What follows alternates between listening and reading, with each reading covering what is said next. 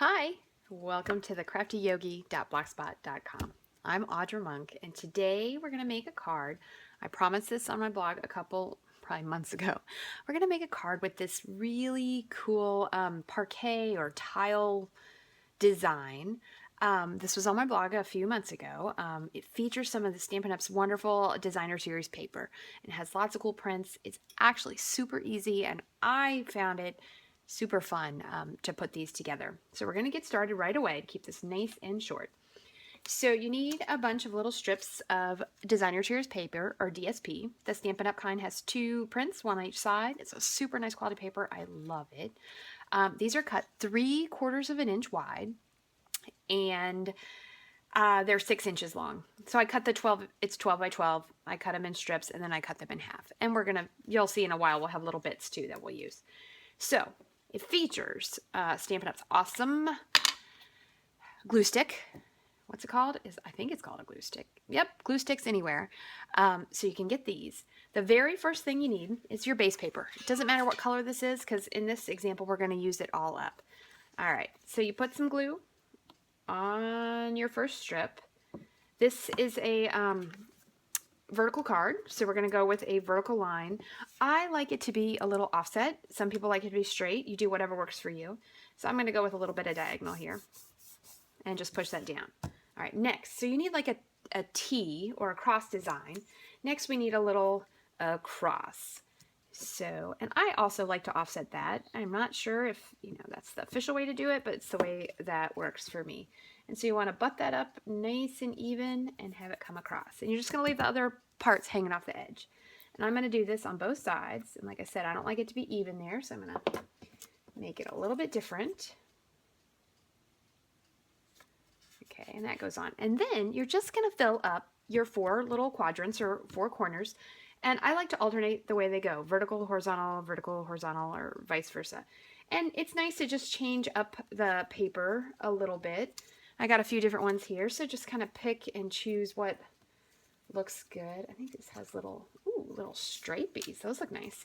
Okay, so I'm going to make this go down. So I just fill up this whole little corner with glue, with my glue stick. And then I'm going to fill in this corner. Get it on there. No, oops, sorry, my big head was in the way. There we go. Getting it on there nice and even and pushing it all down. Okay, let's put a little piece of this one. And then you got that little tiny nib. I'm going to wait and fill that in a second because I'll have a little piece. All right, so then this one's going to go horizontal.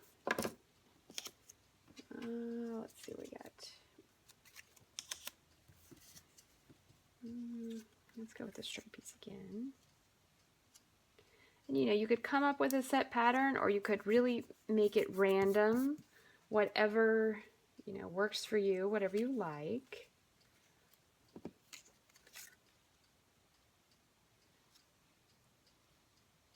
And again, I got that little nib. I'll do that one in a second. Okay, so we need vertical here. So let's do one with the ornaments because they go vertically. I know the trees went vertically, but I put them the other way, but that's okay. Okay, and we need another piece. Let's do this one.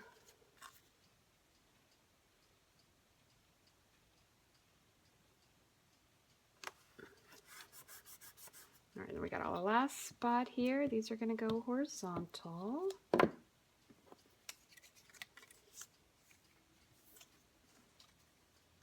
Oops, that's the same one.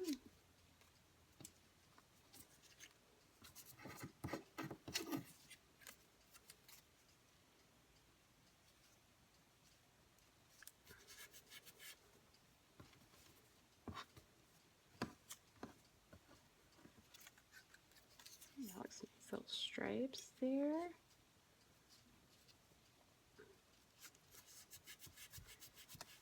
Okay, and then normally I'll let it sit and dry for a little bit, but we're going to go ahead and cut this.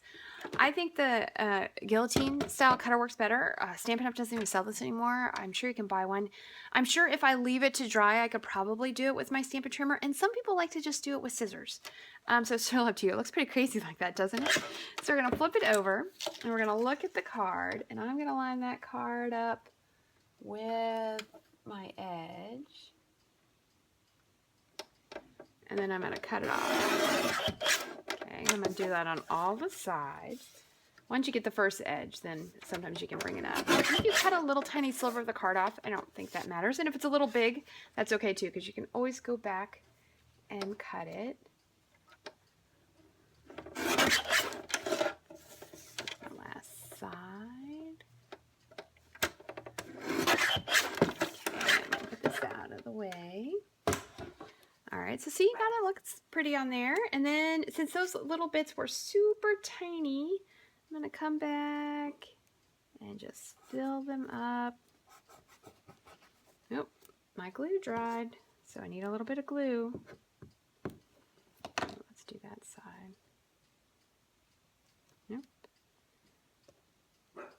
So sometimes I'll put bigger pieces off and then cut them, but sometimes when they're super small like that, I like to just come back and do them. Let's get a little glue here. So you could do this this way where they're buttoned up against each other, and every once in a while I'll do one where I leave a tiny sliver where you do see the card underneath, and that's a nice option. And I think we need the one. Let's do the stripes.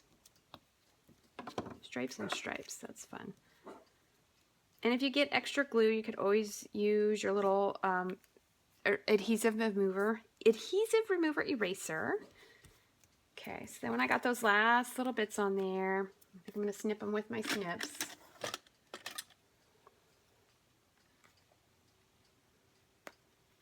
Because the pieces are little and I don't want to pop the piece of glued on off.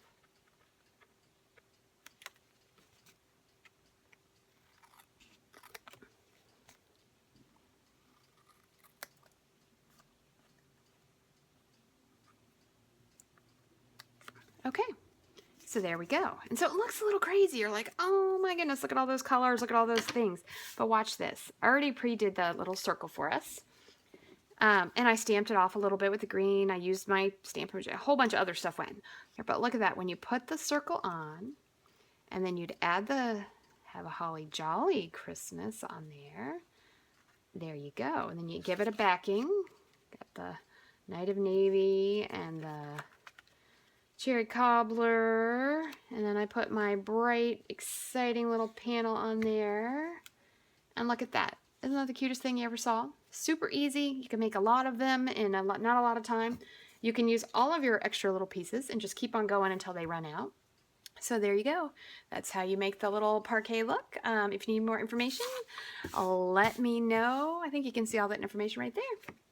All right, thanks. Stay crafty.